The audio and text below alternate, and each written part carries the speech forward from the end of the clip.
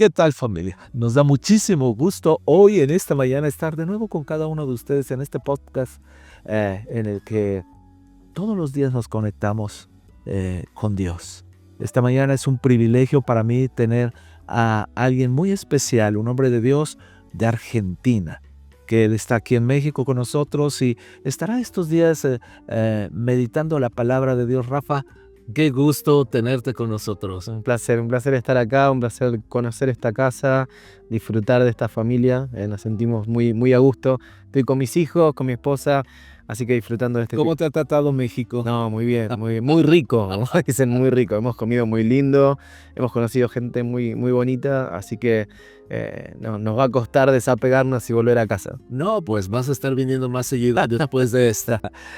Estamos en esta semana hemos estado hablando, Rafa, acerca de la intimidad con Dios. Pero sobre todo hemos estado hablando de cómo la iglesia en los últimos años ha perdido su enfoque o el propósito original por el cual la iglesia, Dios, fue establecida por Dios.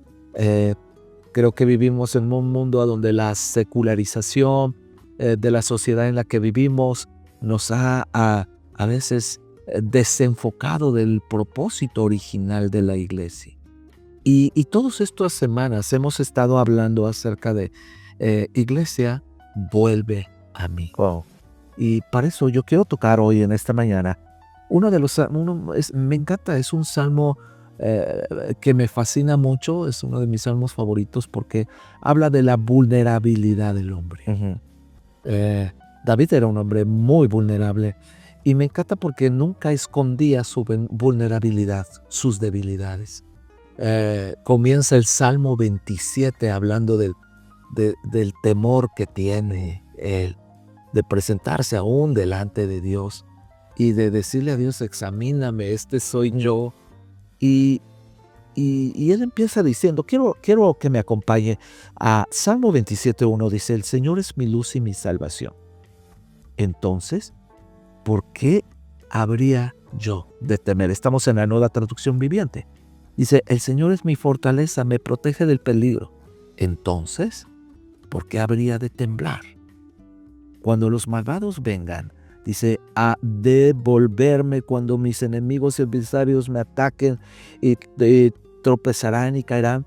Dice, aunque un ejército poderoso me rodee, mi corazón no temerá.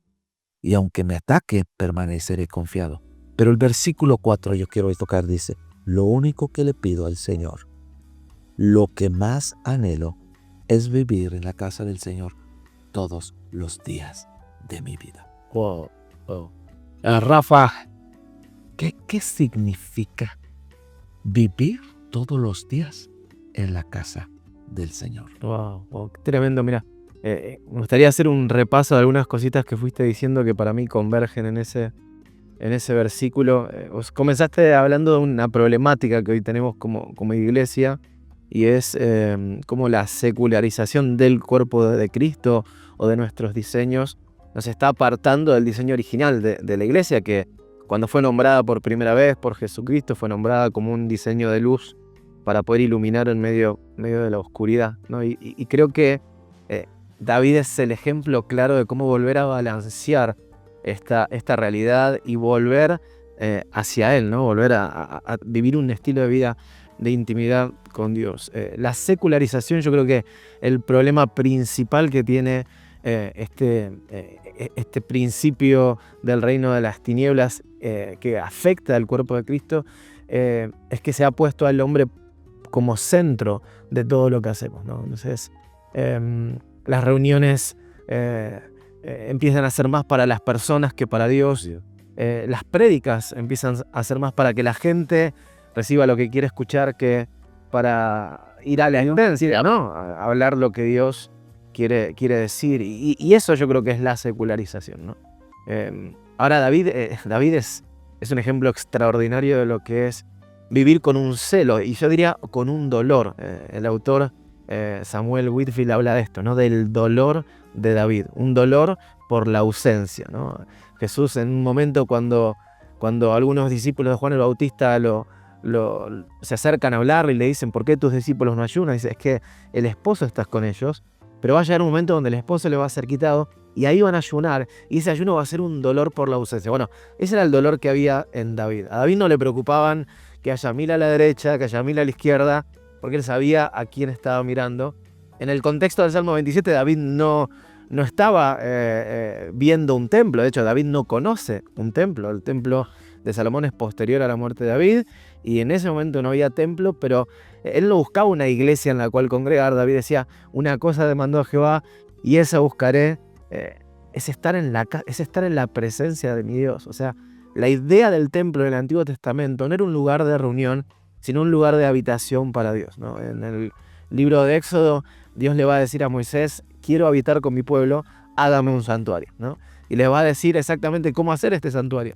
Entonces, hoy quizás nosotros vemos el templo como el lugar donde cantamos las canciones, donde recibimos una palabra, pero el tabernáculo, templo, la tienda de David en el Antiguo Testamento era un lugar que el hombre preparaba para que Dios pueda reinar sobre una nación.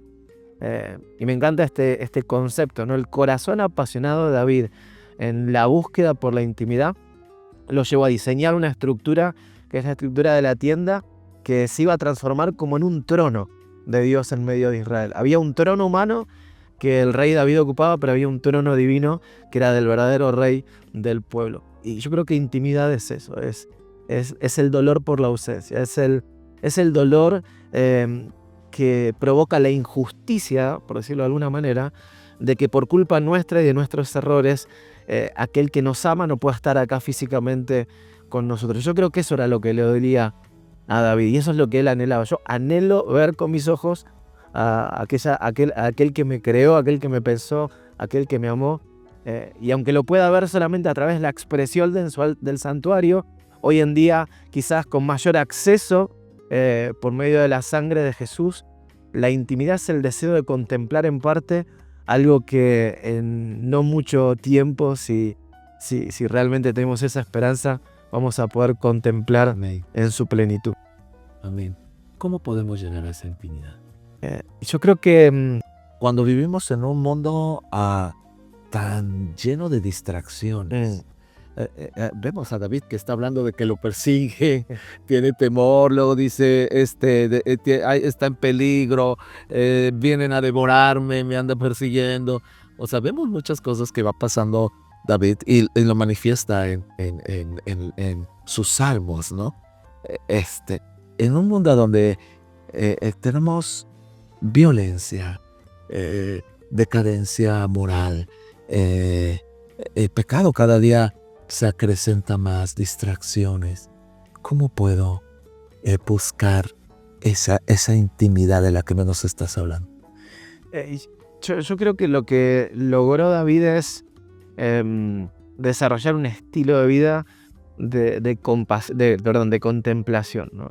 Hay un principio espiritual en Cantar de los Cantares.